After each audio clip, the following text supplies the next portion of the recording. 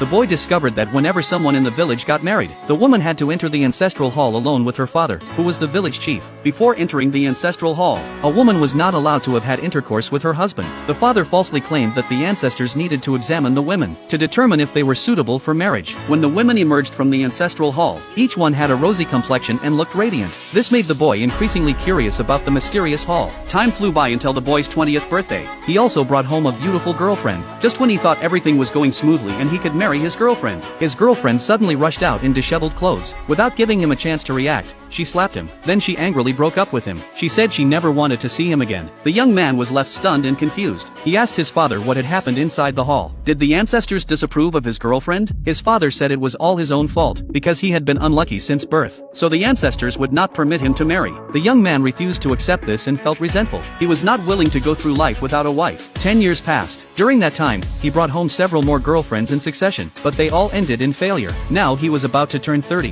He decided to make one final attempt. Before going to the ancestral hall, his new girlfriend promised that no matter what happened, she would never stop loving him. But she had only been inside for a short while when strange noises began to come from the hall. Just as the young man was about to rush in and investigate, he was suddenly pushed to the ground by his girlfriend. She gave him no chance to react, and pulled out her hairpin and stabbed at him. She murmured continuously that killing him would be a service to the people. The young man shoved her away with all his strength. At that moment, his father strolled out without hurry. Faced with his son's questioning, the father again tried to brush him off, citing his bad luck. But this time the young man no longer believed him. He prepared to enter the hall himself to see what was really going on. Instead, his father slapped him hard. The other villagers saw this and began pointing fingers at him. They believed he was an unlucky person, and that he should not bring girlfriends home to bring bad luck to the family. The young man couldn't understand why everyone harbored such hostility toward him. That night, the young man collapsed in front of the hall. His friend hurried over. The young man saw that his friend still cared for him as always. A wave of warmth instantly washed over him. But just as they were preparing to leave, his father, accompanied by a large group of villagers, blocked their way. They would not let them leave under any circumstances. As the villagers closed in, the young man realized that his father's target was only him. He told his friend to go first to report to the authorities and rescue him. After his friend escaped, he was thoroughly beaten by his father. By the next morning, the young man, knocked unconscious, woke up in a room. He saw his father approaching again with hypocritical concern. When his father offered him a steamed bun, the young man knocked it out of his hand. He then demanded to know why,